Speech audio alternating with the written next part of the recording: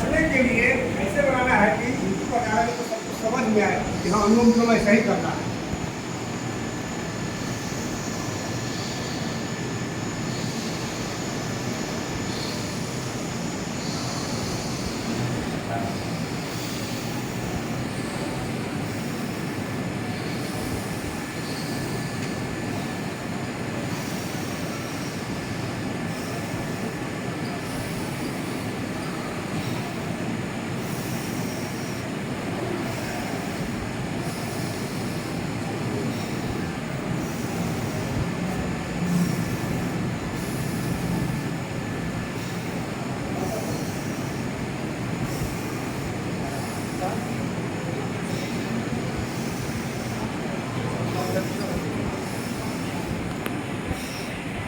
आप लोग भी करिए ताकि सब लोग का वीडियो बने।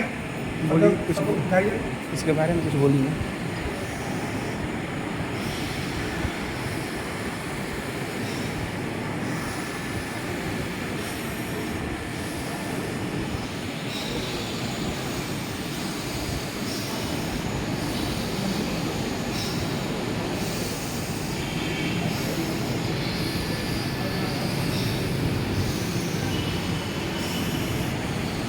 इस अनुलोम विलोम प्राणायाम को नियमित अगर 15 मिनट किया जाए तो आपके शरीर में स्थित 72 करोड़ 72 लाख 10,210 नाड़ियाँ जो है सब शुद्ध हो जाती हैं और आप लाखों बीमारियां जो आज भर कर गई हैं, जन जन तक जो बीमारियां पहुंच चुकी हैं, अगर जन जन तक इस योग को पहुंचा दिया जाए तो जन जन से बीमारियां निकल जाएगी। और अनुलोम विलोम करने से आपका हृदय रोग, बीपी का रोग, साइनस का रोग, श्वसन तंत्र के रोग, थायराइड के रोग, गले के रोग, नस के रोग, ये सब ठीक हो जाते हैं। इसलिए अनुलोम विलोम प्राणायाम सबको नियमित कम से कम 15 मिनट जरूर करना चाहिए। और योग से हमारे ऋषियों ने पहले निरोग होने के लिए योग नहीं बनाया। योग का वास्तविक फल क्या है? कैवल्य की प्राप्ति, मोक्ष की प्राप्ति। क्योंकि योग के अनुष्ठान करने से आपकी समस्त इंद्रियां आपके वश में हो जाती हैं, यानी आप अंतर्मुखी हो जाते हैं और बाह्य आडंबरों से धीरे धीरे अपने आप को बाहर निकाल लेते हैं। जिस तरह कछुआ कोई भी हमला होने पर अपने संपूर्ण अंगों को अपने में समेट लेता है, अपनी खाल में छुपा लेता है, उसी तरह योग का अनुष्ठान करने वाला व्यक्ति भी अंतर्मुखी हो जाता है, बहिर्मुखता समाप्त हो जाती है और अपने स्वरूप में स्थित हो जाता है। जब हम अपने स्वरूप में स्थित हो जाएंगे, निज स्वरूप में स्थित हो जाएंगे, तो हमें निज स्वरूप की प्राप्ति हो जाएगी, यानी मोक्ष की प्राप्ति हो जाएगी। अपने निज धाम को प्राप्त कर लेंगे, अपने निज आत्मा के स्वामी को प्राप्त कर लेंगे। तो योग का वास्तविक फल क्या है? मोक्ष।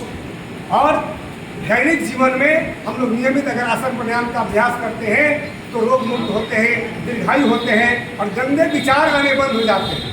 हमारे अंदर जो पाप करने की प्रवृत्ति है वो समाप्त हो जाती है योग करने से। तो सबसे बड़ा फल क्या हुआ कि हम पापों से बच जाएंगे, पाप करने की प्रवृत्ति समाप्त हो जाएगी। इसलिए हम लोग नियमित योग का अभ्यास करें, अपने भी करें, दूसरों को भी कराएं, ताकि हम अपने साथ संपूर्ण राष्ट्र को भी स्वस्थ भारत, मजबूत भारत की ओर ले चलने में अग्रसर हों। और इस अंतर्राष्ट्रीय योग दिवस पर हम आप सबों को ढेर सारी बधाइयाँ, शुभकामना देते हैं, आप भारतीय जनता पार्टी के तमाम कार्यकर्ताओं को, क्योंकि आप लोगों ने योग को अपने जीवन में उतारने के लिए प्रयास किया है। और इस योग को अंतर्राष्ट्रीय स्तर पर विश्व पटल पर लाने के लिए हम सब के आदरणीय श्री नरेंद्र मोदी जी यानी प्रधानमंत्री जी पूरे विश्व पटल पर इसको ला दिए। और स्वामी रामदेव जी महाराज ने पूरे विश्व में योग का प्रचार प्रसार किया। जो योग पूजा पाठ की पद्धति बनकर रह गई थी, इसको जन जन तक पहुँचाकर सबको दीर्घायु, निरोग, स्वस्थ, पापों को करने का काम किया। तो ऐसे हमारे देश के दो यशस्वी, एक मोदी जी और एक योगी स्वामी रामदेव जी महाराज, ये दोनों, इन दोनों को जितना भी धन्यवाद दिया जाए उतना कम है, जितनी शुभकामनाएं दी जाए उतना कम है, जितना अभिवादन किया जाए वो कम है। क्योंकि इन दो महापुरुषों के कर कमल से पूरे विश्व में योग को प्रसारित किया गया। आज के दिन पूरा विश्व योग करता है, इसलिए इस दिन को क्या कहा हम लोगों ने? अंतर्राष्ट्रीय योग दिवस। और भारत की संस्कृति, भारत की योग विद्या पूरे विश्व में फैल गई।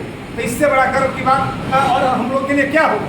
तो हमारा देश का सेवक सचमुच ऐसा ही होना चाहिए कि जो राष्ट्रभक्त भी हो, अध्यात्म भक्त भी हो और साधु संत ऋषि महर्षियों के ज्ञान को हम लोग के अंदर उतारे, अपने भी उतारे, हम सबको अंदर भी उतारने का प्रयास करें। ऐसा हमारा राष्ट्र सेवक होना चाहिए। एक ग्राम पंचायत से लेके और देश का मुखिया तक कैसा होना चाहिए? आध्यात्मिक होना चाहिए, जो संस्कृति की संस्कार की रक्षा कर सके। जो संस्कृति और संस्कार की रक्षा नहीं कर सकता उसको कभी भी अपने समाज में आगे नहीं बढ़ाना चाहिए, क्योंकि वो समाज का विध्वंसक है। वो समाज को, राष्ट्र को, अध्यात्म को क्षति पहुंचा सकता है। तो हमें कैसा राष्ट्र सेवक चाहिए? जो हमारे धर्म और संस्कृति की रक्षा कर सके। तो आप सबों को ढेर सारी शुभकामनाएं। आप लोग हमने बुलाए और योग का हम लोग अनुष्ठान किए। थोड़ा सा खड़े होकर हम लोग व्यायाम कर लेते हैं और उसके बाद इस योग के कार्यक्रम को हम लोग समाप्त करेंगे।